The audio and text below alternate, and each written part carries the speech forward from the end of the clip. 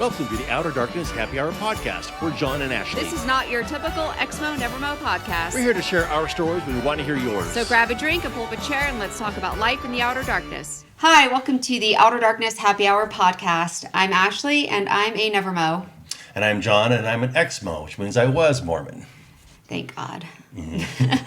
Anyway, thank you for joining us today. Today we are lucky enough to have Chris Holifield on our show. And I'm an Exmo as well. He's gracious enough to be our second ever guest and kind of our guinea pig. Yep. I met you at a Pride event. Did you? Years ago. You were in a parade. I was in the You were in parade. a parade, and I think it was probably some of the Pride stickers we were handing out. Oh, yeah. And yes, now I remember that. Dave Gardner. I think you were. That's right. Dave introduced us. Isn't it Dave Gardner? Was that his name? Yeah. Yep. Yeah. So. That's right. You're handing out. I think I have some here. Yeah. Chris we dropped made a few of these off. the Pride I Am Salt Lake stickers, and we were like, let's just go saturate the parade. Yeah, Oh, that's that's right. awesome. Wish I could have been there. Yeah, that was fun. great. That was a lot of fun. That'd be Hotter a than good hell, one. though. I do remember it being really hot. Yeah. But that's right. I met you through Dave at Pride, and did we become Facebook friends? I mean, I don't remember. Something like how we that, stayed in contact. and then through podcasting with I Am Salt Lake, and we just kind of stayed in touch there. I remember you guys came out to a few podcasting events I did, Yeah. and just different things that we've done throughout the years. Yeah. And I'd like to believe we became friends. We can always be better friends, but yeah. I Hang out remember more? the first real podcast we listened to was on a road trip to Moab. I was taking Ashley to Moab Yeah. for the first time, and we just scrolled through your podcast. I think it was on Spotify, and came across the You Lucky 13 episode. Yep. That was freaking awesome. That was my first time listening to your podcast, and I was like, I thought it was so awesome. Then I got super hungry because the way you guys were talking about the burgers and how good they were, and it was so much fun. That was a great story, though. Yeah. How they went to Vegas and did that competition, right? There was like a tournament that they did. It's been a minute since I've listened to that episode, Yeah. so. Yeah, they went to Vegas for some sort of hamburger tournament, and they took first. I think it was like 2014 or 13. Yeah, something like But that. they took first place in that. So we're like, wow, we should try Lucky 13. So we were starving just listening to your podcast. It has a special place in our heart. That's why we It remember does. it, because Yeah, we it got does. the burgers were so good. Well, their peanut butter burger Yeah. is Yeah. just, and then everything that they Yeah. have there is just off the hook. Yeah. Yeah. So if you haven't listened to the I Am Salt Lake podcast, Chris is the host, and you created that. When did you create that? So I started it back, the first episode was August of 2012, was when I launched the very first episode. I started kind of the procedure of studying podcasts probably a couple years prior to that. It was very new. Podcasting still wasn't really mainstream like it is a little bit more today. And so there really wasn't a lot of like that I could compare it to, especially with the direction I wanted to go to, all local based. There wasn't really a show like that. And a lot of people were actually, oh, that's a stupid idea. You're going to limit your listenership, and you're going to limit anything with it. And I was like, no, I think this is a good idea. And nobody was doing local podcasts like that. Now there's actually quite a few locally based podcasts like that I've even created friendships with some of the people. You fly to a town, you say you go to Philadelphia or New Orleans or something like that. Hey, why not go see if there's a podcast about that city to learn about it before you go there, right? Yeah. And so with I Am Salt Lake, I feel like I created this hub of people that are doing cool things in the area, more than Salt Lake, Park City, Ogden. Let's go. Especially when I started it, the Valley was. I mean, you guys have seen the growth here. Yeah. It isn't like it is today, and so it was like, well, what's different about Utah? That's why I'd go after the tattoo artists. I'd go after the breweries. I'd go after, the obscure stories we were talking about when I had the trail strippers on the podcast. And I had this guy who made sex dolls. That was a fascinating story. And just the really obscure stories. And then I actually found this poll of people that were like, holy cow, this podcast is incredible. I'm going to be moving to Utah. I'm moving to Salt Lake. And because of your podcast, that's why I decided to move there. Wow, And so it's been a lot of fun. I've met a lot of cool people like yourselves. Incredible connections with it. What was the gear? What were you using to record? Oh gosh, in the very beginning, I had no idea how I wanted to do it. Yeah. And I was dating a girl that used to sell clothing at the downtown farmers market. Okay. And so my original idea was like, why don't I just interview these people at the market while I'm there? Because I'd always get bored when she was selling her women's clothing, and it would always be weird me hanging out there because it was all women's clothing. Yeah. And so I got this little attachment from Sound Warehouse. I believe that's the name of it. Downtown Salt Lake. It was this attachment for an iPhone 4 at the time. So that gives you an idea how long ago this was. It was this little microphone, and it plugged in, and it was just horrible. It sounded horrible. And so probably about 5 or 6 episodes from there, I got one microphone. And we all shared one microphone, stuck it in the middle of the room, and I'm like, no, this doesn't sound good. And I kept buying more and more gear until I got it dialed in to how I wanted it to dial in. But I eventually kind of geared it down towards just using this. It's called the H4n, I believe it is, the Zoom H4n, which is portable. So it runs off of batteries, and you can take it anywhere you want. And you can plug multiple microphones in, and that was the idea, that I can go to somebody's restaurant, somebody's business. We can interview in the car, wherever. And I've actually recorded in some really weird places. But I've used all different types of gear through the years. But the Zoom H4n is probably the most popular one that I used. Did you have something like that? Like a little... Yeah. I think you do, yeah. H6, I think. H6, yeah. H6 is a similar. Yeah. Because I think that has more XLR attachments. I think it's got 6. Yeah, we're bringing that with us to Boston in June. Right? Yeah, so that's man on the street conversations I would try to do, and but it was always this battle because I'm not really a tech person, so that really was never like my strong point. Yeah. But I wanted to have good audio because to me it's like if you don't have good audio, people aren't going to listen. But yet at the same time, I was trying to market my podcast. I was trying to find people to interview.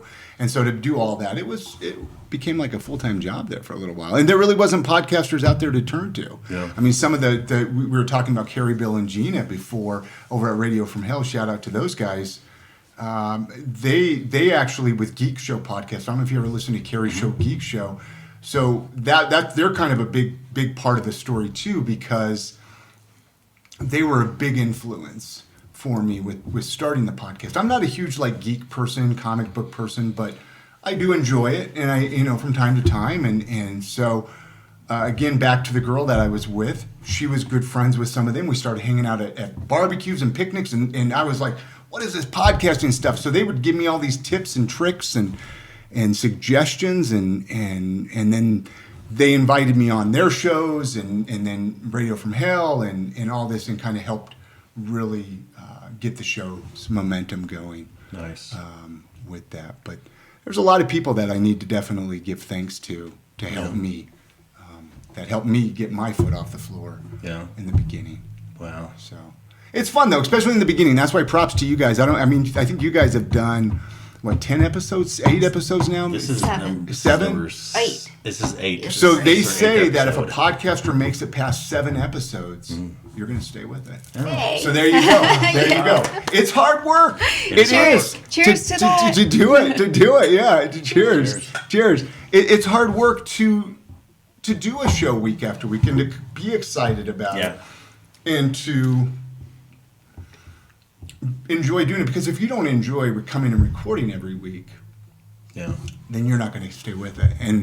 And there were some weeks I didn't really want to interview people. You're like, I don't want to interview this person, but I did it, and then you realize, okay, I need to be selective with who I bring on the show. Yeah. Right? Because you're like, if I don't want to sit and talk to this person for an hour, then it's going to be a lame interview. Yeah.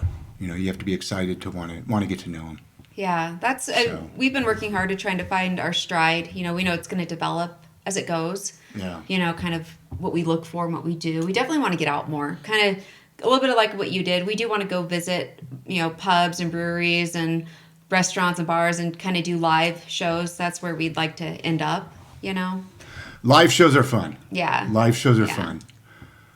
If you ever get an opportunity to did you guys ever come out to any of the live shows that I did?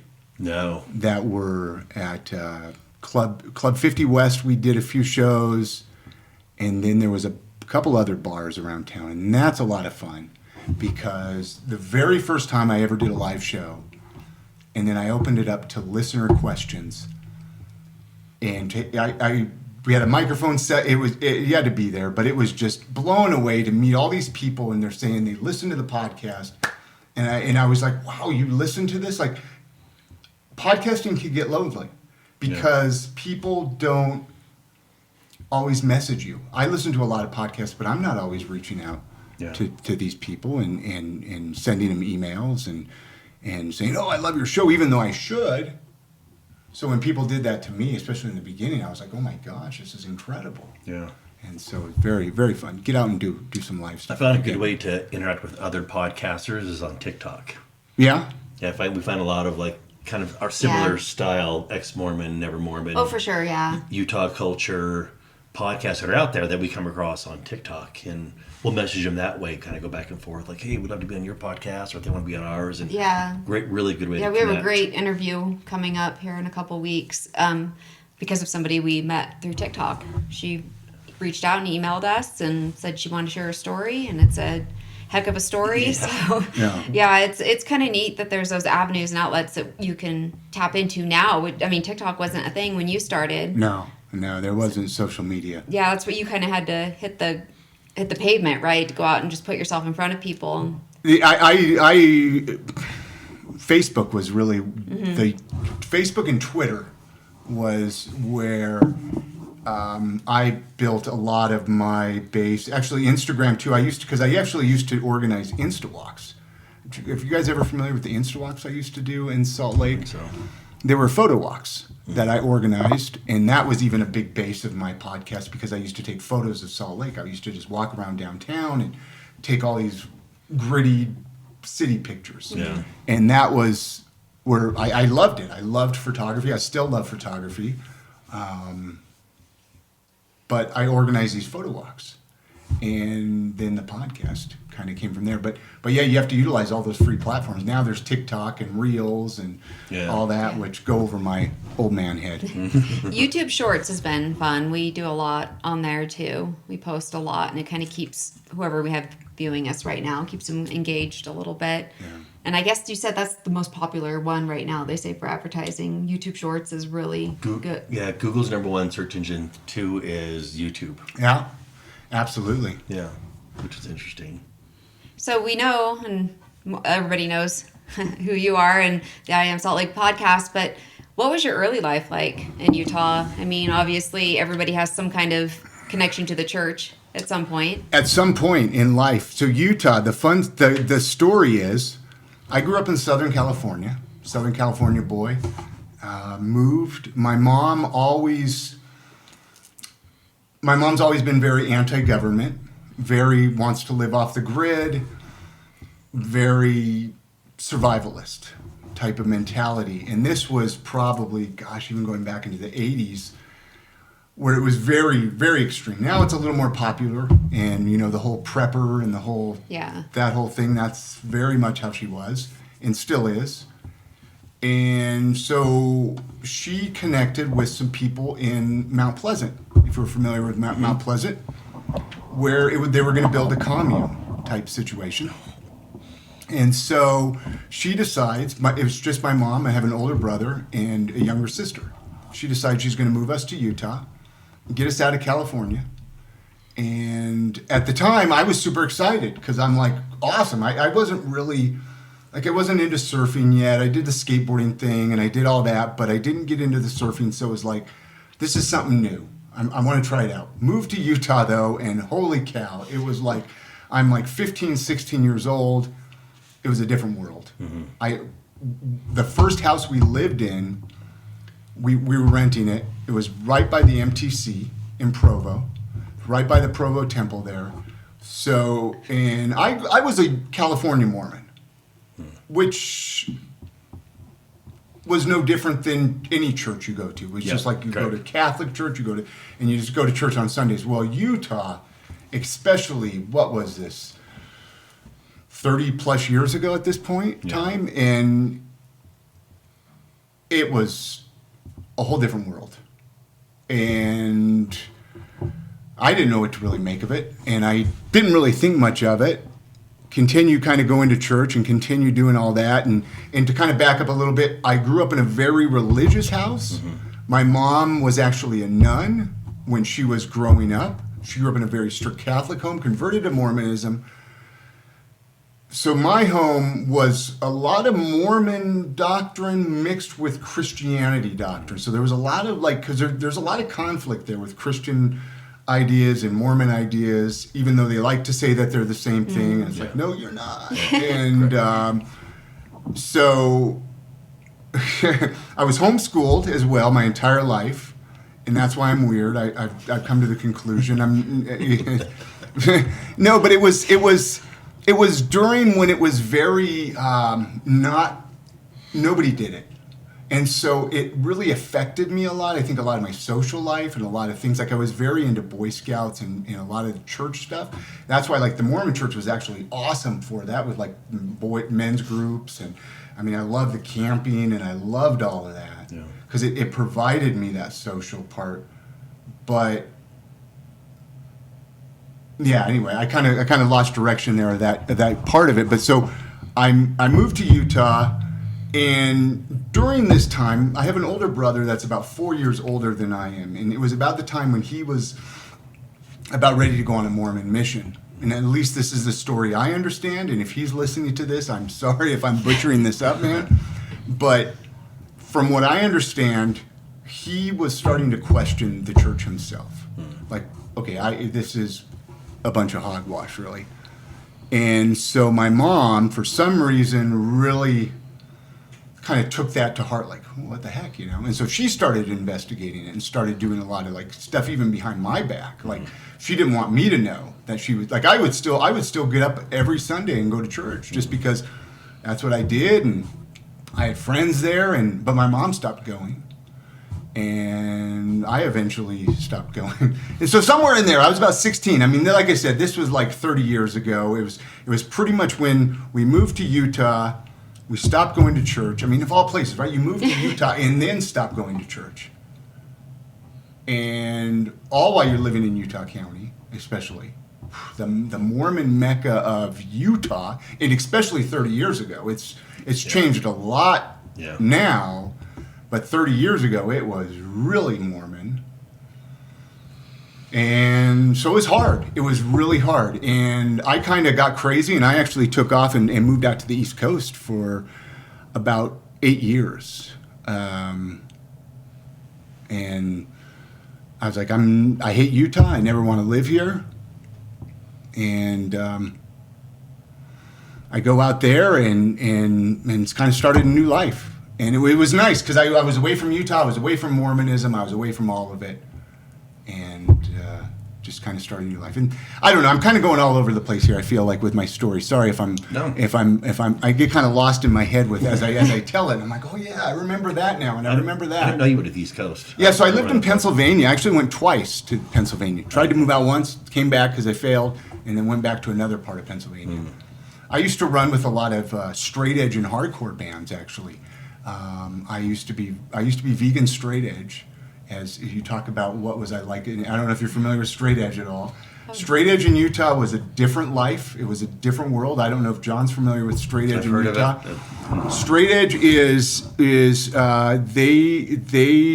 didn't believe that other people should have the right to drink and smoke, and especially in Utah. And they used to be real violent, and they used to be really. They would put big X's on their hands, and it was kind of an offshoot of the punk rock community, and it was like they just didn't believe in it, and I wasn't super extreme with it, right? Like I was like, I don't necessarily drink or smoke or anything, and so that's why I took off out east. But then it's funny because then when I moved out east, I started drinking and smoking, and went to hell basically. Yeah. Of course. So I was straight edge and vegan and not vegan anymore, and I've lived a pretty wild life though, with like different extremes, and I've toured with bands. I did the roadie thing for a little while with bands, a lot in my 20s. I made my own underground magazines, like of talking about veganism, and it used to be really big into animal rights. I'd fly all over the country to go do protests. Oh, wow. I'd fly out to D.C. and we'd do protests out at the White House. We would chain ourselves to the fences, and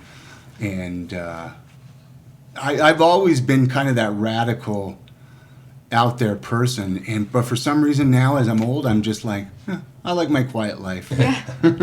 What brought you back to Utah? What brought me back to Utah was, so it's always a girl. Always a girl will do it to you. I was in a relationship with a girl out in Pennsylvania. My first real relationship, right? Like it was, I love this girl. We were engaged to be married, the whole 9 yards. And she, it's funny about her. She actually, I better be careful what I say about her. She had her issues as well. We all have our issues, right? Yeah. And so we always struggled, and our issues and our problems, and it didn't work out. And I don't know, 5 or 6 years later, I'm like, I need a change of scenery. I need to get back to Utah. And even though I said I would never come back here, I found my way back. I didn't know what to do, and so I came back to Utah. But I said, you know what? If I'm going to move to Utah, I'm not going to live in Utah County. I have to live in Salt Lake. And so I got an apartment downtown Salt Lake. I was about 24 years old. And that was when I moved to Salt Lake, and it's been history ever since. And I love it. 24 years old. I had an apartment for $300 a month, downtown, one bedroom. I was able to afford it by myself. Yeah. But I had a job. I mean, I think my job was only $15 an hour, but I felt like I was the richest man in the world. Yeah. Because I could afford everything. Yeah. Remember what life was like when you could afford things? Oh, yeah. Like you go to the grocery store and spend $20 and actually feel like you got some groceries. Now you spend $20 and you got 1 or 2 items. Yeah. You 2 know, gallons of milk and so some eggs. yeah. So I was about 24 years old. Came back to Utah, and I'll tell you, from Utah County to Salt Lake County is two different worlds. Two different worlds. Yeah. And to kind of tie it into the ex-mo, never-mo, being Mormon, not being Mormon, people complain about Utah being, I don't want to move to Utah. It's this Mormon Mecca. I'll tell you, move to Salt Lake and it's a different world. Yeah. I don't feel like I hang out. I mean, I don't know. I can't think of any Mormons I spend time with. Yeah. You know, and I'm okay with that. Yeah. But there's something I like about Salt Lake people because they have that connection to Mormonism and they understand it, and there's like this unspoken connection that we all have. Yeah. You know, where we just say, you know, this religious upbringing, because do you find, John, I would ask you, Ashley, but you didn't grow up Mormon. Yeah. So you don't have, yeah. Do you ever find like things happen and you still find yourself like, man, that belief was so ingrained in my head. Oh, yeah. That you hate yourself almost for it. Because you're like, why do I still think that way? I always say the programming runs deep. Yeah. It's just very, very deep. And yeah, things come out all the time. Yeah. Yeah. I still feel mildly guilty when my son Jet, when he sees me like having a drink. Like, Do you? Not well, now, but when he was younger. When he was younger, it was. Yeah. It was. But I mean, I still feel weird. It still feels Yeah. weird that he sees me having a drink. Well, he used to hide his wine bottles like just on the racks. He would hide them when Jet came when they were over. coming over for the weekend, I'd hide them. You would hide them. Yeah, he would hide them. And so when we were dating, because, I have 3 kids too, so I really understand, protecting your children and feeling like you need to make them comfortable. But at one point, I was like, by just hiding the alcohol, you're kind of reinforcing the church that you left by saying it's bad. Like, Correct. it's too evil for children even to lay eyes upon it in your house, you know? So eventually the wine bottles stayed out, and there was just like this adjustment period, and it really didn't affect, I mean, I think it affected you more than him. Correct. You know what I mean? Yeah. He just kids are resilient and they get used to it. It was weird for my kids to see me have a drink as well. Okay. And I was like, okay, adults can have a drink and it's fine. It's not evil, Yeah. Even though I didn't grow up religious, my ex-husband we had issues with that up there, so the kids didn't really feel comfortable having people drink around them. Yeah. But now they realize, people can have drinks and it's normal. Like, it's just normal to exist. So I don't know. I think I remember growing up, and my uncles and stuff would visit us from Minnesota, is where my mom grew up. So they'd come from Minnesota, and they would put some beer in our fridge, and I'd be like, "Oh my gosh!" Like I would just, I remember just not feeling good about it. Like I was just like, "This is wrong. Why is this in our house?" And I mean, I'm 8 years old, 9 years old, 10 years old, however old I was. Yeah. But it's just that ingrained belief. I mean, speaking of doing something, I mean, it was hard for me. I used to be a big cigarette smoker. I mean, I'm talking 2-3 packs a day I used to smoke. Very heavy. And that was really difficult for me to start smoking in front of my mom. And, even though she knew I was a smoker. Like when I first came back from Pennsylvania, I moved back in with her for a little while. And I remember just sitting on her front porch smoking cigarettes. It was just you do what you got to do. Yeah, yeah. And it is hard. It is really hard, though. Yeah. Are your kids still Mormon, right? My oldest is not. My youngest is kind of 1 foot in, 1 foot out. Yeah. He goes to BYU right now. So. Yeah. So that's where the difficulty of that is. Yeah. And he decided not to go on a mission last summer, which caused him havoc with my ex-wife. But not to leave the church. We stay respectful about the church, sure. Because you don't want to make your kids feel bad. You love them, and everybody has the right to do whatever they want, practice whatever religion. But we try to stay true to ourselves too. We don't pretend to think that things are bad because a certain religion thinks those things are bad. We have tattoos. We have drinks. We use swear words when they're appropriate, or when I drop something in the kitchen. It's just when Mama's normal. mad. Yeah, it's not a big deal. It just happens. But I think they're all adjusted pretty well, right? My kids didn't grow up Mormon, so for them it was kind of weird coming to Utah. They're like, everybody's so nice. They're all so nice here, but not in a, wow, they're all so nice, like kind of like we stepped into a dystopian scary movie that we don't know, and it's like Stepford Wife craziness. And so there was an adjustment for them. It was hard. They didn't really make neighborhood friends because everybody around us was Mormon, and I was the single mom with 3 kids, and tattoos. And Utah is its own bubble. It's its own beast, but I do love it here. So if your kids didn't grow up Mormon, I'm curious, you said drinking in front of them, but you grew up in a non-drinking home. So I grew up, my parents just didn't drink. They had their reasons. My dad's dad struggled with drinking, my grandpa. So my dad grew up, there was a 6-pack of beer in the fridge. Yeah. Always, because it was always there, because he didn't drink it. It was just there. Like maybe once in a blue moon he would have a beer. My mom every once in a while would have wine on the table because she's Italian, but I don't recall ever seeing my mom actually drink. Like that's not a memory that I have of seeing her drink. So it was just something people did. I didn't think anything of it, but I didn't grow up with it. Sure.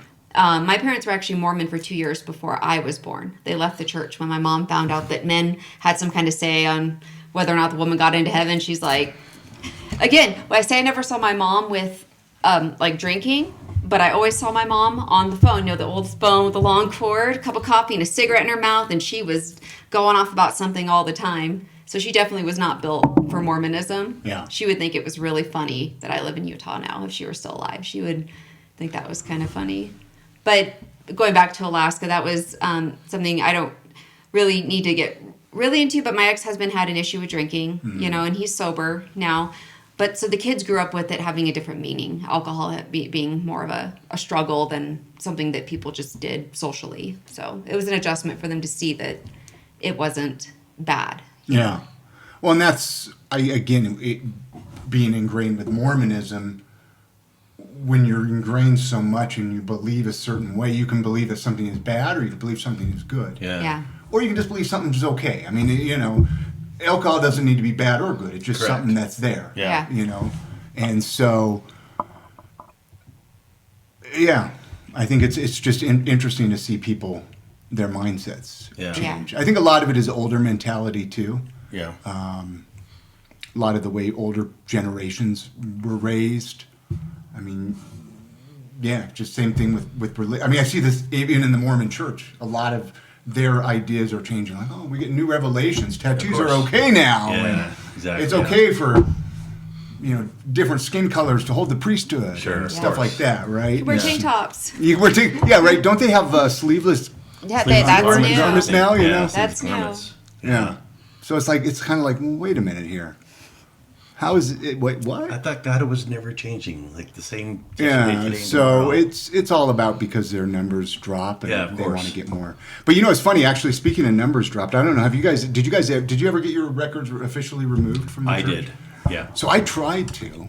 Yeah. And apparently they just can't find me in the system. Lucky you. I don't know if that's lucky. It pisses me off kind of more than anything because it's like I don't want whatever number is out there of my. Because I was baptized. I did the priesthood thing. When my mom got remarried when I was 8, I even did the whole. I was sealed to them in the temple. Really? So I remember that even in my head. Yeah. I did baptisms for the dead in my teen years. Yeah. That's a tribute. Yeah, baptisms for the dead is wild. I don't quite understand that, but I don't really quite understand it either, and I think I baptized like 80 people, so hopefully those 80 people are saved now. Yeah. I guess if you want to cover your bases, just throw all the different kinds of water on me, just in case. I don't. Well, you got to go. You got to go into the font. You got to go into the big and so yeah, but I don't even. Sorry, I lost where my mind was there, but. Mormonism is interesting, but it's not. There's a lot of good to it too. I don't want to discredit that. I think that it's definitely got a lot of interesting family values to it that I think we could definitely learn as a society. It's just, I've been so disconnected from it for so long that it's just, my anger has dropped and my. Yeah, I went through my hateful phase for like 2 years after I left the church. Yeah, you were still pretty intense about it when we were dating. It was different for me just to see somebody so like you felt leaving the church like I felt when I finally when your divorce is final and you're like it's you had all that anger and frustration and resentment towards an institution and leaving your first like there was a double whammy. You know, you left your first marriage, you guys got a divorce, and you left the church at the same time, so it was just correct. That's like breaking out of jail. That's crazy. 2 I jails. can't imagine. Yeah. My marriage and the church. Yeah. It's a shame. I hear a lot about people losing their families, their family ties. When they leave the church, they get disowned. And I can't imagine ever choosing a book written by a man over my children. If they don't want to be a part of a religion, then okay, great. Or if they want to be a part of a religion, great. I love you either way. Nothing that superficial would ever turn me away from my kids. I don't understand breaking up a family for... I've seen it being in the dating scene through different parts of my life. I've seen women lose their kids over the religion. They'll go through a divorce, and you find out maybe they left the Mormon church, but then their kids went with the dad, and you're just like, oh man, that's got to be hard because as a parent, I only have one kid, but I couldn't imagine what it would be like to not see her and then to be told that you can't see her because of a faith change. Yeah. And when you're still kind of rocky there anyway, right? You're still kind of like, I'm still figuring out if this isn't true or not. Like, but then to lose your kids on top of it because of it. Yeah. That's hard. That's where religion doesn't always bring families together. Yeah. I think it tears it apart personally. Oh, yeah. Yeah. That's why we stay away from it for the most part. I mean, look at even most wars. Even most wars, it's religion based, and it goes back to that. I mean, I could think of how many fights I've gotten in with my mom over religion, of things that I'm just like, why? Yeah. What is the point of this? And the only thing I get upset with now is looking back at things that I accepted that I should not have accepted when I experienced that. A good one is my dad wasn't really Mormon. He wasn't inactive, I guess. He always went to. He had to work on Saturday, so he's never at church for some reason. Right? There was always some excuse by. We all knew he wasn't a believer, but so I'd go to church every Sunday with my brothers and my mom, but he supported my mission. He paid for my mission basically. It was like $500 a month or something like that. It's a lot back then. He'd send into the church, right?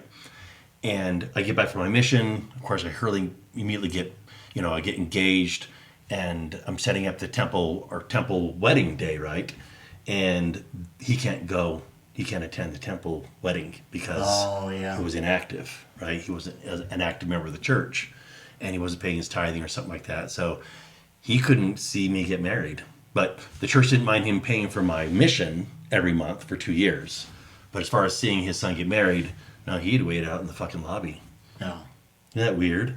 Things like that. And I accept that. Well, he's just not worthy. He should have been paying his tithing and being an active member of the church. And now I look back at it going, how did I think like that? Why didn't I come to his defense? Because it was ingrained. Bit? You spent... What the fuck? Yeah. Really? So things like that kind of irk me still when I kind of land on those thoughts. It's like, what the fuck was I thinking? And true crime documentaries, those piss us off too. We watch all those. Yeah. Well, now you can go back and apologize to those people, though. I already apologized to my dad many times, but that's like, oh, sorry about that. I don't know what I was thinking. And all the people you baptized. Well, yeah, I went through that whole phase too after I left the church. Is how many people did I baptize? And should I get online, see if I can find them? Run away. See, and that would be hard. I can see how that could be a hard struggle for you. Yeah. I didn't have to experience the whole mission thing. Oh, yeah. But especially when you're that age, yeah. 20s and 19, 20, maybe it must have been, because I think now the mission age is a little earlier, right? And so 18 now. Yeah, so, but that part of my life, I remembered a lot more than I do even my teens. Yeah. For some reason, my 20s, right? And so I could imagine when you have all that ingrained ideology in you and you're out trying to tell people like, hey, this is the way of life, this is the truth. Yeah. And then you realize it's a bunch of BS. Yeah. That's got to be tough. Oh, yeah. I look back at that now. It's like I should have just got married civilly, like my first time around, right? And maybe marry her in the temple a year later or something. Or brilliant, but I didn't stand up for my dad, so that kind of makes me mad still when I think about it. As you said, religion tears families apart. Yeah. With Utah being so Mormon focused, and everybody just thinks of Mormons when they think of Utah and vice versa.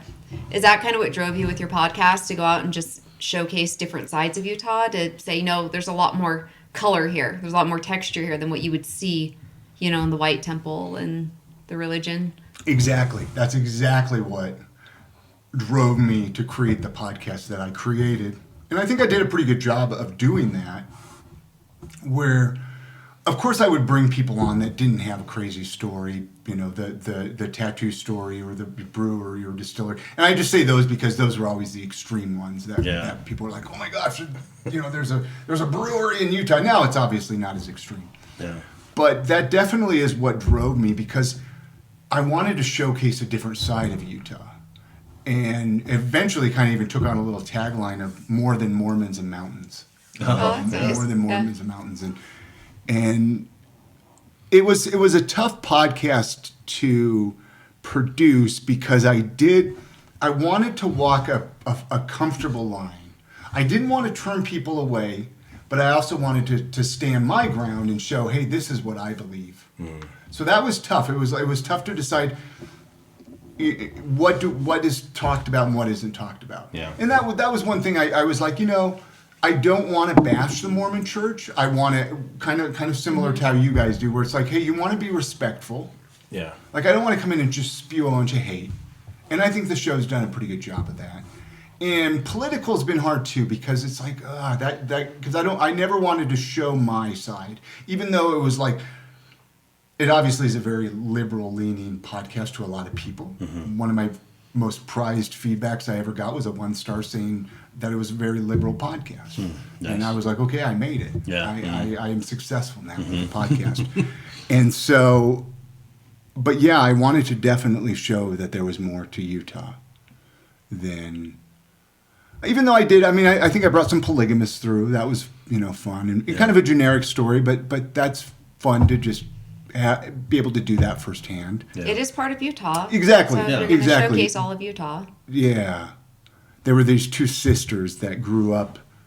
There's a book called 17 Sisters, is this book they wrote. Yeah. Go back and listen to the episode if you ever want to learn about polygamy in Utah. But yeah.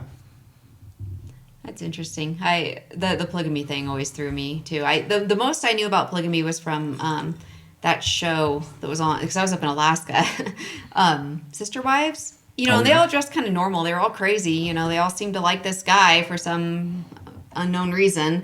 But seeing polygamy, when I first moved here, we went to Costco or something, and there were all these women walked across the parking lot, and they're all wearing their long gowns, and I'm just really confused. I'm like, what's this now? Because I'm like you. I grew up in California. I grew up with Mormons. I was friends with Mormons.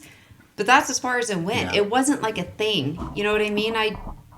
They just all seemed really nice, and their parents were all really nice, but I knew nothing about the religion, and I really didn't even know that polygamy, or that the FLDS was actually was with the Mormons. Like, I didn't connect the two till I moved here, and John explained it all to me. Yeah. Wow. Fundamentalist. Yeah. Oh man, that's so. Was it? I mean, the Mormon religion. You said you left at 16. You left the church. About 16, yeah. But how long did you struggle with that? Like you mentioned earlier, sometimes you'd still have that ingrained, should I do this, because you believed for so long that thing was wrong. Yeah. I don't know if I ever really struggled. It was, I felt okay to not go to church. I mean, I've never been at church like, I wanted to read the Bible or something. Even though, I've read the Bible in the Book of Mormon multiple times, just because I wanted to learn, and then I wanted to start reading. I wanted to start doing my own reading and research, and so I read a lot of really good books on atheism and Christian pastors that left the Mormon, not that left the Mormon church, but Christians that left the church and then turned to atheism. And so I kind of just started learning. I don't know if I ever really had this hatred of the Mormon church. It was just kind of like, okay, this is just different now. Yeah. I don't know. But I'm the type of person where it's like, if I read enough and learn enough and I feel a certain way about something, then I'm okay with it. Yeah, you feel you're educated in your decisions. I think the struggle was more because it's like, it's just this belief way of not knowing any different, right? Where you're ingrained that something is bad when you're like, well, why is it bad? Yeah. Is it truly bad, or is that just the way I was raised to think? Like, even down to just simple things of life, of a 9-to-5 job, for example, right? Well, when did we decide 9 to 5 was the hours to work? It's kind of like just that thought process in our head of the way we live life. So I don't know if I ever really struggled. Luckily, I connected with enough people that I had my own support groups outside of Utah. So is anyone else in your family still in church? No. Nobody's Mormon. Nobody's Mormon in the family. Born again Christian, very, very radical Christian. Very. Your mom is, right? Oh, my mom and my sister and other family members. But yeah, my mom is still very. So it's hard. It's hard, like with my daughter. Yeah. Because there's my mom helps me with my daughter a lot. And I don't really always appreciate certain things that she does or doesn't allow. Mm-hmm. And certain things she gets upset with me, or certain ideologies or certain ways she believes. If I take my daughter to a PG movie, for example, she'll get all bent out of shape. It's like, it's the Super Mario Brothers movie. Yeah. That was a perfect example, because that was the recent movie I took her to, and you would have thought that it wouldn't have been the end of the world. But that's just the way my mom is. And so I don't know if it's any better, though. I almost think it's worse. I almost think the really fanatical fundamentalist Christian types are almost worse. Because, we can go down a different rabbit hole there. Oh, for sure. Go down any rabbit hole. I've never understood that, just that crazy belief in a religion to be so extreme, and it can be dark. I mean, it seems for religion, supposedly this thing of love and so not judging. It's really a dark, judgmental thing, like an institution just filled with hate and deceit. It's horrible.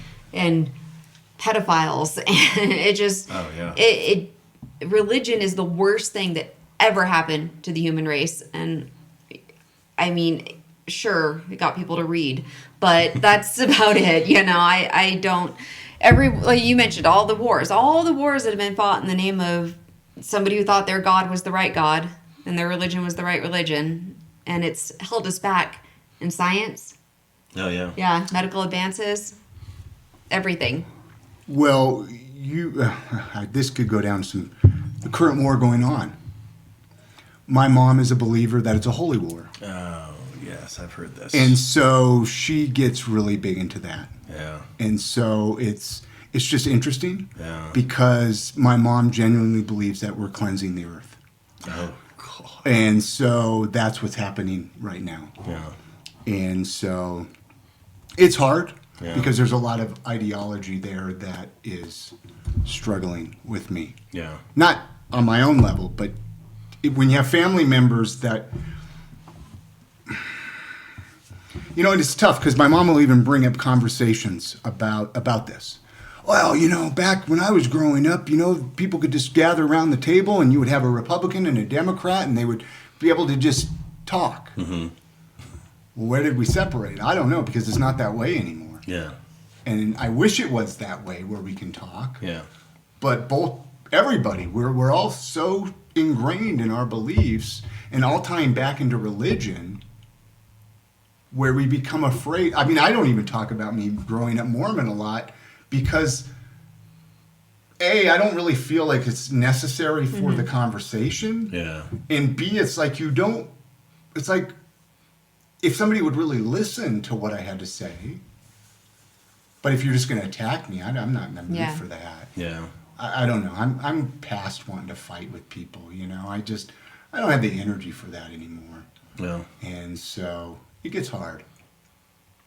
It does. I have family members that are on the other side where we obviously are, and it does get hard. You lose relationships, you lose contact, they become like strangers, and all of a sudden they don't like you because your voter card says something different than theirs, and it just sucks because you grew up playing in the dirt with these people. And you know, I was really close to all my cousins growing up, and it is hard to not have contact with them because of one thing.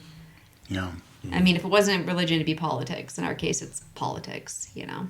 So that's why I stay out of it for the most part. But when did it get that way? You know, I don't think it's always been that way. Oh no! I mean, it'd be easy to throw out names and say, "Oh, since you know, Well, certain people came around." I definitely think there's people that instigate it. Yeah. So that's definitely true. You know, it's how do you find your way back? Yeah. Because that's where you get true. Like you said, you're growing up Mormon's not. It's not who you are. You miss out on people's story and getting to know them if you just hyper focus on one thing that you might disagree with them. You know, there's a lot more to a person than these little pieces of them, you know, along the way. Because you're totally different than you were when you were a Mormon. I mean, so if everybody went off of how you were as a Mormon, they wouldn't get to know you now. Correct. I'm totally different than I was then when I lived in Alaska. Sure. I was out hunting and fishing. I mean, I was a totally different person, but you're supposed to grow and change. Well, they say if we're the same person that we've always been, then there's some issues there. Yeah, In my exactly. I hope opinion, not. you know, we become stagnant and Boring. And boring, and you don't change. And so it is. I think it's helpful. I definitely, I love to learn all the sides and the angles. Yeah. And I think that's the problem with a lot of people, especially Mormon. Going back to Mormon, ex-Mormon or what do they call that? Anti-Mormon stuff. Oh, yeah. You know. They would make you feel so fearful Correct. to even just look at it. Yeah. And it's like, did you ever see like the God Makers? God Makers, that's what I was just thinking. It's such a cheesy film, but there's so much interesting stuff in it. Correct. Yeah. And I remember when my mom showed that to me the first time, you know, or I found it, I can't remember. And I watched it and I was like, this is what they told us not to watch? Oh. I've never seen it, but I remember being fearful. But I remember being fearful of that in the 80s. I'm sure you could find it on YouTube. Oh, I'm sure now. I should probably check it out. I have no idea now. what it's got for the Nevermos out there. Video? They took, okay, so it's been a while since I watched it, but from what I remember, they actually took in video and audio equipment into the temples and they filmed recorded the temple stuff session. without permission and authorization and all this stuff. Yeah. And it's some pretty out there stuff, but I remember watching and being like, okay, and so that's where you want to learn. Yeah. I mean, I urge anybody, read the Book of Mormon, really read it and learn it. Yeah. And then you talk garbage because you will, you know, whatever. But it's people that don't really read it and learn it, and you're just like, what? You don't really have grounds to talk about. Mm-hmm. Yeah. Especially, you know, if you're Mormon, in my opinion. Like somebody like you, John, I find very, very interesting and fascinating when somebody like yourself, you went on a Mormon mission, and then now to be where you're at. Yeah. To me, that's almost more powerful than my story, because you've been ingrained. Because you've been married in the temple, right? Before. Yeah, I was a temple worker. I was a So, interpreter I mean, in the temple. Yeah. Somebody like that is so much more than even myself, because you had some moments, especially probably even on your mission. I don't know. I never went on a mission. Yeah. But when you're like, the outside world is shut off. Yeah. Especially when you're in the MTC, right? You're reading that Book of 2 Mormon. months, You're just 16 hours a day. Yeah. And so, dude, props to you, man. Yeah. Seriously. That was rough. I went to the MTC November 15th, and I left January 15th to Korea. So those are 3 holidays that I was in the MTCs: Thanksgiving, Christmas, and New Year's When did Eve. you go on a mission? What years did you go on a mission? I went into the MTC November of '89. Dude, I might have been living right there in Provo. That's what's wild. Probably, yeah. Probably, I think it was about... Back November 91, yeah. Dude, that's wild. Yeah, at the MTC. But you know what? Props to you again for doing that, because I'm sure you learned a lot about yourself Oh, I did. of doing that. Yeah. And going on a mission and going to another country, learning another language, really, I want to say you probably really learned it, right? You learned this Book of Mormon and, Yeah, oh, and yeah. all that. Inside so and out, you yeah. know it. Oh, yeah. And sign language. Sign language was my mission. So Yeah. it was a Korean sign language mission, so I learned Korean and sign language. And I was the only missionary that was a deaf interpreter at the temple session on my mission. Most missionaries, you don't do a temple session as a missionary. Yeah. Because you're not supposed to be proselytizing. But at my mission, they allowed me to be an interpreter every Thursday night to the temple for the temple sessions. So I did that every Thursday night for 2 years. It was insane. He has some videos. He's so cute. I watched a few of those videos. Oh, so you even signed. You put up, and I was just like, dude, that is so man, badass. Like a baby. I thought I was chosen. I That thought, is so I'm a badass. special missionary. I'm not like the other He missionaries. had a light behind you. But don't you believe that too, right? When they call you on a mission, you thought, oh man, you're called of God to go to this. Oh, big time. It's like, no, they probably had a dart and threw it at him. Where's he going to go? I bet Yeah. she's going to go to South Korea. Okay, let's send him to South Korea. Didn't you want to go to Scotland? I put my, you can. Oh, you can select where you wanna You go. can put your top 3 preferences. No kidding. But my first They one was pick Scotland. whatever's not on that list. 'cause Exactly. they- Yeah. Did you go on a mission when, didn't they like subsidize it or something where it was the same amount? Like, because I remember when I was really, really young, you would hear about some people that would go on a mission to say some place and it would be super expensive. Yeah. And some places are not expensive, but then it became like a flat amount or something. Is Yeah. that true with Mormons? I don't think know. that was the case. I don't know. My parents paid a flat rate every month. And I said $500 earlier. Now as I think about it, I think it was around $350 a month, but I think it was a flat rate. Yeah, and then Right. like the church picks up the Church rest picks of up it. the rest, yeah. Which they should just pay for all of it, man. No shit. I know. Like, I haven't understood that. What do Like, they do with all We're that out there 10%? hunting for tithe payers, right? We're trying to Dude, they find don't other pay members. their bishops. They don't pay anybody. But yet, like, where's all that money going? Makes you Yeah, wonder. oh well. Makes There's you a wonder. reason why they're worth like $290 billion now, something like that. Well, you look at how much land they own in Utah, man. Yeah. It's ridiculous. I've talked to, I have a Mormon friend, and I was talking to her about it. I don't understand. There's these kids that really want to go on a mission. I mean, they want to serve their church and they want to do that, but their families can't afford to send them, and it's like a thing. You know, why wouldn't the church just pay to send them? Like another family has Exactly. another family has to volunteer to pay. It's like the church has plenty of money to send Yeah. somebody, and I guess the thought is, you know, if you really want to go on a mission and you feel it's your calling, then you need to work to provide to be able to do that. It's like I have to pay myself to go on a mission to serve this church. The church should be paying the kids to go. You would think, right? think, yeah. Pay. Could you imagine if they were to pay, say, like a college fund even or Yeah. something, right? You go on a 2-year mission, and then you get your 4 years of university paid for. Well, Yeah. you join the military and you get like $45,000 towards a college education. That's 3 years. That's 1 more year. That's a perfect example. And you can drink and smoke and get tattoos. It's a lot more fun. Yeah, it's That's the one I don't understand. You're supposed to be serving people. Like I like those missions that churches do when they go build like Habitat for Humanity, and they go like, I feel like that's really constructive. Like these kids go and they're building homes for people and working with their hands, and that I feel like that's more of a mission than like missionaries. It seems like a door-to-door sales job. Yeah. You know, They don't more have the so true than gospel. That's the difference. They Yeah. don't have the true gospel. We do. yeah. You're recruiting people to pay tithing. You guys are trying, but it's the Mormon missionaries are doing the real work. That reminds me when I was on my mission, how much fun it was when we'd come across like a Jehovah's Witness missionary. Oh, Like, yeah. oh, they're so crazy. Look how weird they are. You know, But see, okay. as a missionary, we're saying Yeah, that. you're so quick to ridicule other Came across some religions. J-Dub It's missionaries just like, today. what happened to just accepting everything? Yeah. Do you guys ever go down to the Krishna temple down in Spanish Fork? You ever been down there? Yes, We we, did went that for the color festival. Okay, Yeah, that was because fun. I had some friends that were really involved there. Oh, really? And it was a perfect example of, I mean, again, this was Utah County 20, 30 years ago. Yeah. This was before the big temple was built. They just had like a little house there in Spanish Fork. And it used to be good. I actually used to go quite a bit for the Sunday night dinners. Oh, cool. They have a really good vegetarian dinner. But it's so interesting, the ridicule that people get, especially in Utah, of another religion. Of course. You know? And Yeah. so it's just like, what? 'Cause I had a couple friends, like I said, that did the whole Krishna thing, and they were very shunned by other people. Oh, I'm sure. Because of it. Yeah. It's like, why? Wow.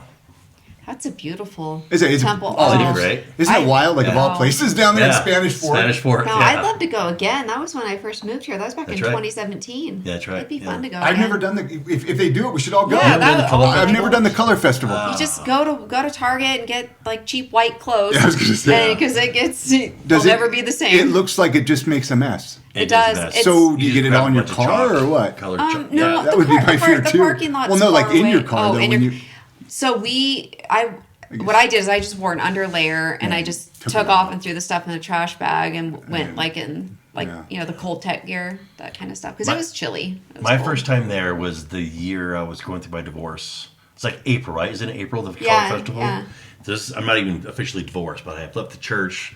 I've divorced in the middle of my divorce. I'm living in a two-bedroom apartment, and I get invited to the Colors Festival, and I go down there for the first time. And you're like, you had no idea what to I had expect. no idea what to expect. I thought it was awesome. It's like, oh, this is part of my journey. I'm leaving the church and come to this awesome temple in the middle of nowhere, and colors everywhere, and it's like Yeah. freedom and love and Oh, the hippie food love. is really It was good. fantastic. Yeah. It was really mind-opening Yeah. for me. We need to do that again. Let's plan that. So what is it? Just there's food there too? And Yeah, they have, like, There's food vendors. trucks. Yeah, really? there's Okay, There's so, food so stuff. so it's more than just the colors. Yeah. Like I've just seen pictures and There's stuff, there's bands playing. Mm-hmm. It's like Lollapalooza, bringing different bands. but not like popular bands. No, No, they're all just like Krishna-based bands. Christian-based bands. Yeah. Yeah, And there's like people randomly doing yoga over in a corner. There's people that are stoned out of their minds. But Yeah. it's But fun. I think It's every fun. hour on the hour, everyone throws up their Yeah, colored colors, chalk. Okay, okay. People bring kids. I mean, it's family friendly. Yeah. It's not. But you can go inside the temple and Yeah. walk around. There was a couple hardcore back in my straight edge days. There's a couple bands, Shelter and 108, were hardcore bands, but they were Krishna based. Like Yeah. so, that's kind of how I got introduced to the Krishna religion. Really? Was through these hardcore bands. Oh. So they're good bands if you ever want to go check them out. Yeah, that was fun. Yeah. I don't know. That was the first time I ever had experienced anything like that either. I went right to Alaska at 18. Hadn't really lived. Grew up in a farming area. Go up to Alaska, very sheltered, and then to all of a sudden be in Utah at 34 years old, and there's like going to a color festival, and there's all these people and everybody from different ethnic backgrounds, and like you just don't see that in Alaska. It's very sheltered. It was Yeah. so much fun. Wasn't it? Oh God, that's kind of when I knew I made the right decision. Yeah, you should really try it. I'm not sure when it is, but if Yeah, I don't if you know. haven't been, it's a couple lot. times a year, I think it's it got is, to be isn't it? coming Yeah. up soon. Yeah, Yeah, I it's think usually end of Soon. April. Yeah, Is it? early May, Yeah. because it's where the weather could be good or the weather could be rainy. So it's look- got to be Yeah. this time. Yeah. Maybe in a next couple of weeks we'll look that up. Or you go ahead. No, I was going to say just to pivot into from your podcasting to real estate. How did that happen for you? Because that was news for us when you got into real estate. It's like, oh my gosh, it's almost a perfect fit because you know so many people Yeah. in Utah, right? You have Well, so many that connections. that was really what led me to real estate. I actually tried to get, like, I went after my license a couple of times. Yeah. The first time was before Lucy was born, and I don't really 100% know. It was just kind of, well, I do know. Okay, the story is this. Okay, the story goes. we had some real estate agents as sponsors for the podcast. Yeah. And they just kept talking about all of their success that they would get from being sponsors. And people would email me, about moving to Utah and wanting to connect to real estate agents. And so got to thinking, well, what if I become an agent? And even if I just sold one home a year, why not do it? Yeah. And so, like I said, I went after my license a couple of times. The first time Lucy was born, I got kind of distracted. I was like, my kid's born. There wasn't really a whole lot of push to get it. And then I went after it during COVID. I was like, I really want to do that. I think it'd be fun. I love Salt Lake. Let's sell a piece of Salt Lake, right? It just was a perfect fit. Yeah. And so I went after my license. I got it. And then I went through a divorce, and it worked out perfect because I was like, well, this is great. I can do real estate full time now. Yeah. And it was a perfect job because originally when I got it, it was like, it was just going to be something part time. And if I, sell a house here and there, it why not? Right? Yeah. It made more sense. But it was such a perfect fit because it was already this, I love the valley. I love the area here. Yeah. And so people that want to be connected to that, it's tough to find somebody who really knows it. Yeah. And I felt that that's where I'd be such a good addition to become a real estate agent to do that. And it's worked out great for it. Yeah. It's worked out great for the podcast. Now, granted, I'm not as consistent with the podcast as I should be. You would think I'd be more consistent now. But it's tough doing the single dad thing and having to work and do a podcast and do all of that. It's tough to juggle everything. So even props to you guys with what you guys do here. I mean, well, it's nice to even do it with somebody. Yeah, it is. Yeah. Sometimes we just do episodes like last week. We just filmed a quick 30-minute episode where we just talked to each other about a documentary we watched. So it does help. Yeah. A lot. Are you getting clientele from your podcast? Oh yeah. In addition to us. You guys. I mean, lots of previous people that have come on the show, and people that listen to the show, and just even from name recognition at this point too. People are very familiar with I Am Salt Lake, but I'll tell you, I mean, Salt Lake City, it's growing here. Yeah. It's exploded over the last 5 years. Yeah. It's not the same city as it used to be. Yeah. I have mixed thoughts of the direction it's gone. Yeah. It's funny because when I started I Am Salt Lake, I was always like, let's make this city to be this giant city, because it was always so boring. It was like Sundays were a ghost town, and you would drive downtown Salt Lake, and it was just washed up on Sundays. And there was nothing ever to do. Mm-hmm. And so again, the podcast really was able to focal point that stuff. Now there's so much to do here. I mean, you have so many. Yeah. You used to have one option on a Sunday or a Saturday. Yeah. And if something else came along, people would be like, oh my gosh, is that going to pull people away from my event to come and do this? If there would be one concert, could there be another concert? Mm-hmm. Yeah. And now you got so much stuff happening. You got hockey games, basketball games. You got baseball games, soccer games. Well, there's film festivals all over the place. Film festival, and I don't even know of everything anymore. Yeah. It's like, wait, that event was this weekend? I used to have my tab on everything. Now. I am Salt Lake podcast guy. And I didn't know that happened. I mean, now we got there's a lot of other really good. CityCast Salt Lake. I don't know if you're familiar with them. They do a really good local podcast. They probably do a better job than I ever did with I Am Salt Lake.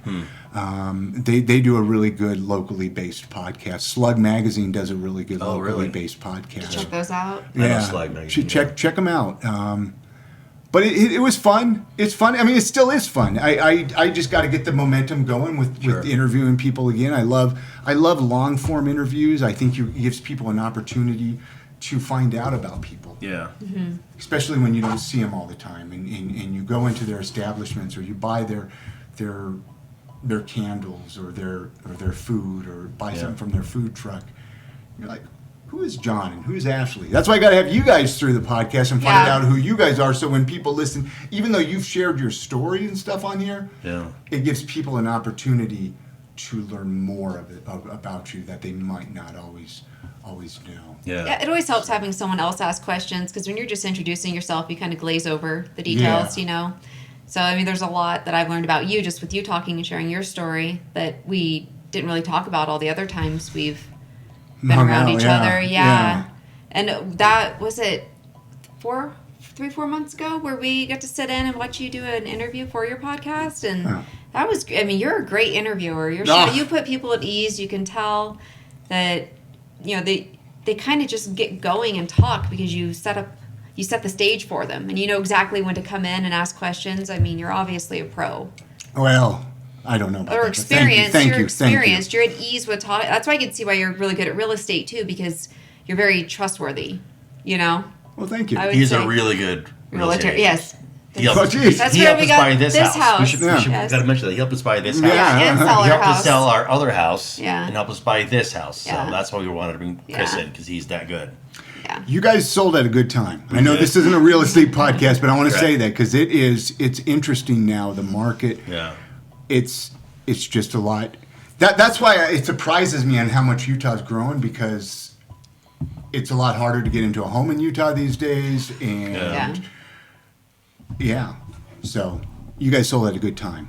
We did barely. Yeah, you really did. I think We love Utah. We love Daybreak. We love Yeah. going and walking around the big lake over in Older Oh, Daybreak. Daybreak's awesome. It's gorgeous, and we look at homes. You window shop homes when you're walking. You see sale signs. You just pull up Zillow and you see what it is, and we say like if we won the lottery and we could get a $2.5 million home, we'd probably go get it by either like a real lake or the ocean in the Pacific Northwest, because that's what those houses cost that are right on the beach, Yeah. But you're paying for Utah, you don't want to leave your friends, you don't want to Yeah. leave your community. We have your we have a family. good community here, though. I love it. We've got a No. wine club here, a whiskey Whiskey club, club, a beer yeah. club, and we've got a couple of cool Yeah. things going on here for sure. Yeah, the lady that runs those clubs, the admin of that, she does a great job. It's so much fun. I Great love- social hour. Daybreak's awesome. Yeah, it's like a potluck. You bring a snack, you bring some wine to share, and everybody just gets together and chats. It's great. I love it. You know what I love about Daybreak, and as I was pulling in here today, it hit me. And maybe I'm wrong with this, but doesn't it have like almost like the homes and the layout remind you of like a beachfront? Yes, Correct. that's why I love it. Is that what you love yeah, about it? that's why I love okay, it. Okay, yeah. maybe, and you were kind of saying that a little bit, Yeah. but I felt that again. It goes back to the California side of me, Mm-hmm. Yeah. because it's unlike any other area of Utah, in my Correct. opinion. Daybreak, and every time I come up in this area and I show homes in this area, and I've helped other people sell their homes in this area, in all the different areas of Daybreak, it's like this is real. I don't know how it didn't take off more. Yeah. I mean, I guess it kind of has, but Yeah. you would think it would be more saturated. Yeah, they're pushing way out west here. I mean, we're pretty far out. The New Yeah. Daybreak area is pretty far out west, and Yeah. it just keeps going. It just keeps going. Doesn't seem like it's going to stop anytime soon. Do you find, you were talking about being part of these wine clubs and in these different clubs in Daybreak, do you find that more and more non-Mormon people are moving to Utah? I think so. Yeah. I mean, in our honestly, community. out here, because that's who we socialize with, and our, We don't- here we don't really run into we any don't even know any Mormons. Mormons around here. Not trying to avoid Mormons at all, not at all, but definitely we don't hang out with very many. Yeah. We were at a wine club last year, and this guy came up. He's like, "You got some tattoos? I got tattoos. You guys seem pretty cool." So we started talking. And Yeah. They're from out of state, and we're telling each other where we live in our neighborhood, and he's just right up the street. He's like 4 houses up from us. Yeah, so it's cool. Yeah, it's like, oh, you live where? Oh, we're right around Right the there, corner. yeah, so it's So now fun. we become buddies with him, and he's a barber, kind of. Oh, right on. Yeah. He's got a barber shop in his Yeah. basement. Oh, So now he does my beard Yeah. now. So, but well, it he seems does a like good that. job at it. Yeah, I mean, but it's those Yeah. kind of those events where you get to meet really cool, interesting people. You kind of expand your circle of friendship there. Yeah, it is fun. It's fun just getting to be around like-minded people in a relaxed atmosphere. And I mean, alcohol is a social lubricant. Sure. So Yeah, you're sipping that on helps. wine, and yeah, it's easy to kind of relax a little bit and see people you wouldn't normally see. All the time we lived in Draper, we really only met 2 of our neighbors all those years we were there. And now we've met so many people out here that maybe aren't necessarily our direct neighbors, but they're all Daybreak people. Why, just out of curiosity, why do you think that was? People just weren't. It was more like old school established Yeah. neighborhoods. We had one neighbor, and she was great. She saw when we moved in. She saw we were out having coffee. She figured we weren't Mormon. She came up, chatted. We would go to their house for fun like little summer family barbecues or Sure. pool parties, and she was just very. So I'd say she's the only reason that happened there, really. Correct. Everybody else just kind of stayed with their own. Their Home, circle. you wave, Yeah. you say hi, just chit chat, but not really We were really a community there. like a bonding or really getting to know people, Yeah. you know? And maybe that's just an older neighborhood. In a new neighborhood, everybody's kind of new out Well, here. yeah. So you can like this neighborhood. The first year we moved in, we had a block party, and we all kind of got to know the neighbors that were here at the time, and that was fun. Yeah. I don't. People just seem more willing to get to know you out in Daybreak. I like to hear that, even with helping people Yeah. move out of here. I mean, because people, I think the stigma of Utah is dropping, but I think people want to move here because it's a beautiful place to live. Yeah. Yeah. It is. I mean, it's a good place to raise a family. Correct. Oh, it is. There's parks everywhere. Yeah, I mean, Yeah. there's a lot of family, and I don't think that necessarily has to be a bad thing or a bad or a good. Like if you're non-Mormon or Mormon, like Right. just to have a good family place. Yeah. Like I love raising a kid here because I think there's a lot of activities, but it's nice to hear that about Daybreak as a good place to live. Yeah. Yeah. As a good Oh, option. for sure. Yeah. Yes. And whether you're Mormon or not, I mean, like you said, it's a great place to raise a family. They're building an elementary school right across the street from us on the other side of South Jordan Parkway. So that's going to be big. You know, it's going to draw a lot of families out here. People have their opinions about high density housing and things like that. But I don't know. I think Daybreak, they've built a beautiful community out here. Is that what that you find that people don't want to come out here because They of look at it, how yeah. close the houses are? Yeah. I love that part of it. Yeah. Because you don't have big yards to clean up and Exactly. take care Oh, of. you know what our yard You looked saw- like in Draper. You It were Yeah. in was- the yard in yeah. Draper, right? Yeah. I mean, We that could have had yard cattle. was- That thing was so big. Yeah. We had a corner lot, so Yeah, it was yeah. huge. Yeah, so I like it. We had our little patch, Yeah. our just drip system for the rest, and hot tub in the back, and that's all we need. That's all you need. Yeah. Yeah. People think they need these giant houses with a whole acre a yard, and it's just like, why? gotta What do you maintain You're need just all that watering for? grass. You're just keeping grass alive Yeah. and mowing it. I mean, every weekend was mowing and weeding, Yeah. and oh my gosh, yeah. Yeah. So we love it here. We truly love it here. Well, Utah's a different place. Even driving here on a Sunday, roads used to be empty, Yeah. and now it just looks like a Thursday or Normal a day, it's Friday. busy, you know, yeah. but it's great. Stores used to be closed on Sunday. Yeah. I mean, speaking of moving places, I used to tell people, "Oh, don't move to Provo, don't Yeah. move there." You know, if they're not Mormon. But even down there is a different world. Yeah. You know, it's. I mean, I still wouldn't move there if you're not Mormon. But I just wouldn't. I mean, that wouldn't be my recommendation. Yeah. I'm Yeah. whatever it is, what it is. But Utah's a good place these days. It is. It is. Yeah, we enjoy it. Yeah. That's why I appreciate podcasts like yours that Yeah. showcase the different Yeah, the different areas. sides. Yeah.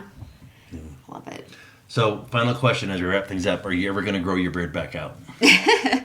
Well, we were kind of talking about this even before. Yeah. And there are times when I look at it and I'm like, oh, that'd be fun to have. But it's a lot of work. Can we put a picture of that on the? Please on do. the podcast? Please, I'll 'Cause send it you is some. a I got pictures. I mean, I got a wicked few. Yeah. It got long and it was fun. But it was a lot of work, as Yeah. you know, with somebody with a beard. Well, this is a lot of work. Because you go get a haircut on your head, you got to get it on your face, and so it ends up Yeah. becoming double of everything. And Yeah. and then you go take a shower, and how it was for me, it was like you had to blow dry it, or otherwise it would just get Yeah. all over the place, Uh-huh. and so you'd have to spend an extra 30 minutes on your beard, or Yeah. however long. And if you tried to eat something, then it would be all in your beard, and it was just.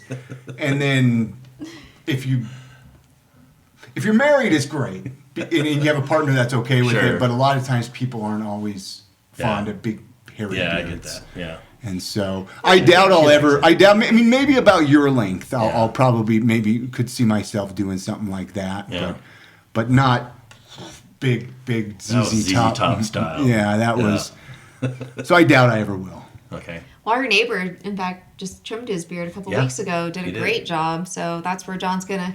It made it easy for you to decide did. to keep Just- your we beard just because you walk right just around the walk corner. over there, Yeah. get it done, Set an come home. appointment with him. Yeah, and- Yeah. yeah, because I think it looks great. I like beards. Every time his beard gets great, he shaves it off, Get all freaky about it. But yes, you can make your own choices with your facial hair. I support you no matter what. The secret is to go to a barber to trim it, though, because Correct. when you start doing it yourself, then you end up screwing it up. Yep.